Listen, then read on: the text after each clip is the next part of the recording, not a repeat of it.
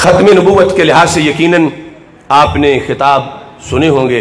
आज का दिन हमारी इस नई तारीख में इसका एक ख़ास मकाम है। आज का दिन यानी हम जिस तरह 7 सितंबर का दिन मनाते हैं कि उस दिन कादियानियों को गैर मुस्लिम अक़लियत करार दिया गया, उसी पस मंजर में हमारी इस नई तारीख के अंदर 12 अक्टूबर का भी एक मकाम है कि जब हलफनामा ख़त्म नबूवत के अंदर तब्दीली हुई, जिस पर फिर आगे सारी तहरीक चली और फैजाबाद तक और डी चौक तक, उस तब्दीली का जो जुर्म था उस पर एक बहुत बड़े मौलवी ने अपने दाढ़ी के जरिए से पर्दा डालना चाहा। सेनेटर साजिद मीर ने, उसने कहा कोई तब्दीली नहीं हुई, ये मुल्ला शोर मचा रहे हैं, कुछ भी नहीं हुआ। नहीं हुआ था, ये सारी दुनिया जानती है। लेकिन उसने जिस चीज पर वो सेनेट की टिकट उनसे लेता है या मफादात लेता है, उसने कहा वक्त है। मालिकों ने कहा कि कुछ तुम हलाल करो जो खाते हो। उसने कहा कुछ भी नहीं हुआ, मैं इतना बड़ा आलिम दीन, मैं चैलेंज कर रहा हूं कि अगर कुछ हुआ है तो मेरे साथ कोई मुनाजरा कर ले। ये अखबारात के बयानात मौजूद हैं और फिर हमने चैलेंज कबूल किया, ये भी सारे अखबारात मौजूद हैं। फिर वक़्त जान बैन की पाबंदी से, जगह जान बैन के इत्तिफाक से 12 अक्टूबर प्रेस क्लब लाहौर 4 बजे दिन इसका टाइम जो है वो मुअय्यन हुआ। और फिर जो जो वक़्त करीब आता गया, दबाव आया कि ऐसा ना किया जाए, हालात खराब हो जाएंगे, लॉ एंड ऑर्डर का मसला है। यहां तक कि हुकूमत और इस मुल्क के आला इदारों ने मेरे साथ राब्ता किया कि आप ये काम ना करें। यानी उन्हें यह था कि वो तो आएगा नहीं, या आएगा तो हारेगा। तो अब उसकी इज्जत तब बचती है, या जिन्होंने फ्रॉड किया हुआ है उनको तहफ़्फ़ुज़ तब मिलता है कि दोनों ही ना आए और ऐलान हो जाए कि बस वो खत्म हो गया है। तो मैंने आखिरी रात भी यही जवाब दिया, ये जो 11-12 की दरमियानी रात थी। मैंने कहा कि अगर तुम्हारा ये मौक़िफ़ है कि फितना होगा, फसाद होगा, लोग हजारों इकट्ठे हो जाएंगे, क्योंकि एक हलचल मची हुई थी कि ये मुनाजरा होना है, और लफ्ज़ मुनाजरा ऐसा है कि किसी के कान तक खबर पहुंचे तो सारे चल पड़ते हैं, देखे तो सही होता क्या है। और फिर अहले हक का मजीद जज्बा है। अब ये मुनाजरा होना है कि हलफनामा ख़त्म नबूवत जो है उसमें तब्दीली हुई है या नहीं हुई। अगर होने के बावजूद यह साबित कर दिया गया कि नहीं हुई, तो फिर बड़ी चोरी नहीं पकड़ी गई, चोरों की मौज हो जाएगी। और अगर साबित कर दिया जाए कि चोरी हुई है, तो फिर इस पर आगे तहरीक चलेगी जिस तरह के फिर चली। तो इस बेस पर उनका यह था, चूंकि हुकूमत थी उनकी, उन्होंने फिर दफा 144 नाफिज कर दी। और दफा 144 का इस वक्त जब ऐलान हुआ, यानी पहली रात को, तो उसके साथ यह बताया गया कि पंजाब भर में दफा 144 नाफिज कर दी गई है, और बिलखुसूस लाहौर में दफा 144 के नाफिज होने के बाद अब कोई मुनाजरा नहीं हो सकता।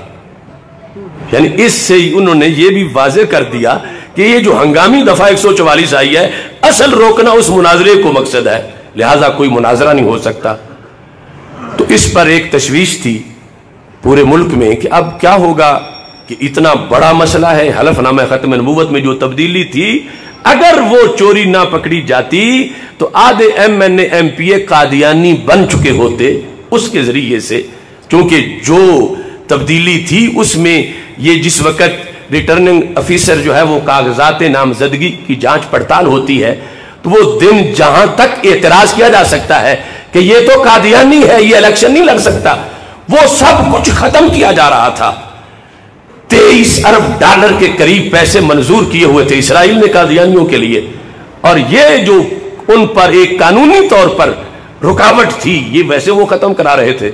तो फिर यह है कि पार्लियामेंट पाकिस्तान की, उसमें कारकुनान की अक्सरियत MNAs जो है वो कादियानी हो। एक तो हलफ वो जो कादियानियों के खिलाफ आइन में दफात है वो खत्म हो, 295C खत्म हो, पाकिस्तान का इस्लामी तशख़्ख़ुस खत्म हो माज़अल्लाह।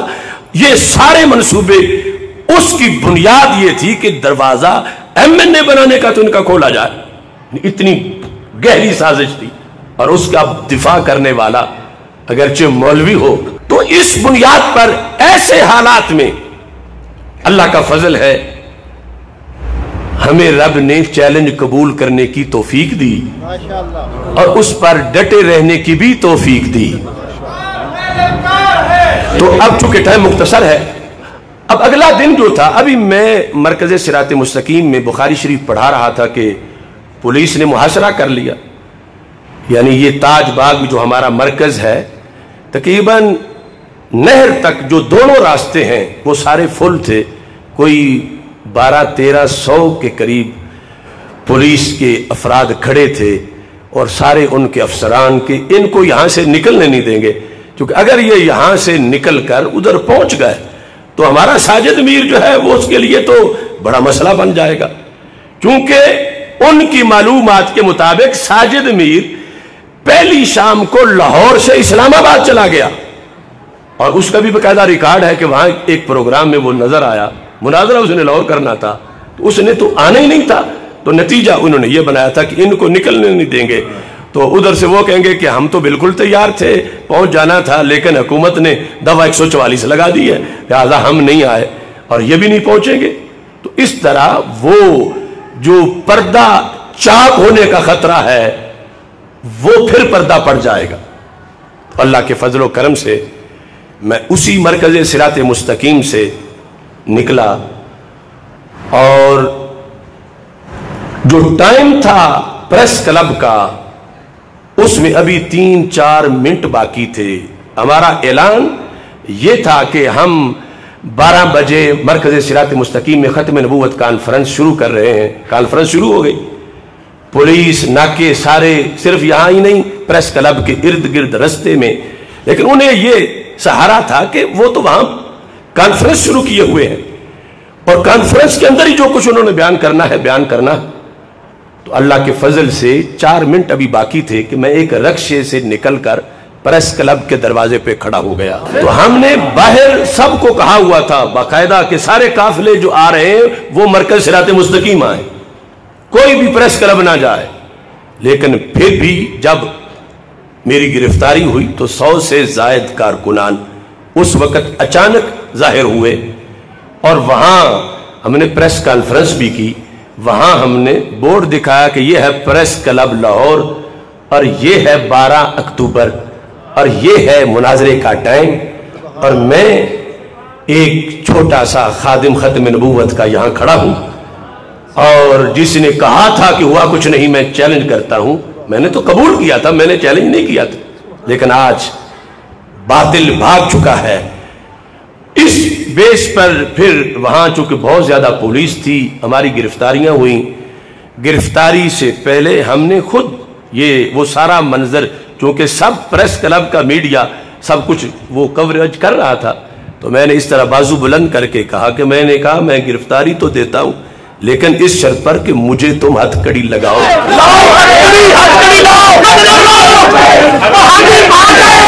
تاکہ قیامت کے دن میرے لیے یہ شرف ہو کہ میں نے ختم نبوت کے لیے، کہ میں نے کوئی بھینس کی چوری نہیں کی، میں نے کوئی پانی چوری نہیں کیا، میں نے کوئی ڈاکہ نہیں کیا، اور مجھے یہ شرف مل رہا ہے چونکہ ہم نے نعرہ بلند کیا کہ جیل کا راستہ جنت کا راستہ.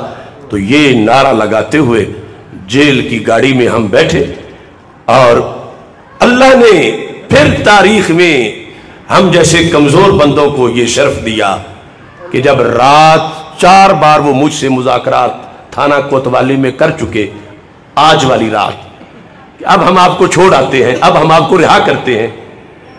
تو میں نے حضرت مجدد الفسانی رحمت اللہ علیہ کے غلاموں کے غلاموں کے غلاموں کے غلام کی حیثیت سے 11 شرائط لکھیں. یہ شرطیں پوری ہوں گی تو پھر مجھے رہائی منظور ہے، ورنہ میں رہا نہیں ہونا چاہتا. یہ سب کچھ بھی اس وقت کے چینلوں پر چلا کہ اشرف آصف جلالی نے اپنی رہائی کے لیے شرطیں رکھ دی ہیں کہ میں تب رہا ہوں گا کہ یہ شرطیں ہماری مانی جائیں. کہ ویسے تو شرطیں ہوتی ہیں کہ ہم سب کچھ مانتے، ہمیں رہا کر دو، جس طرح بعد میں لوگوں نے دیکھا اور ابھی تک اخباروں پہ چل رہا ہے कहते हैं कि मौक़िफ़ फिर बदलते क्यों हो, शहादत लेनी थी, आप माफियां मांग रहे हो। यानी ये जो बदनामी है बाद की, उस वक़्त अल्लाह के फजल से हमें ये हक का परचम बुलंद करने का मौका मिला। मैंने लिख कर वहीं उनके सामने रखी, ये वो अब कापियाँ भी हमारे पास है, उसी पर फिर मुज़ाकरात हुए, ये शर्तें पूरी करोगे तो फिर मैं रिहा हूँगा, वरना मैं नहीं जाऊँगा।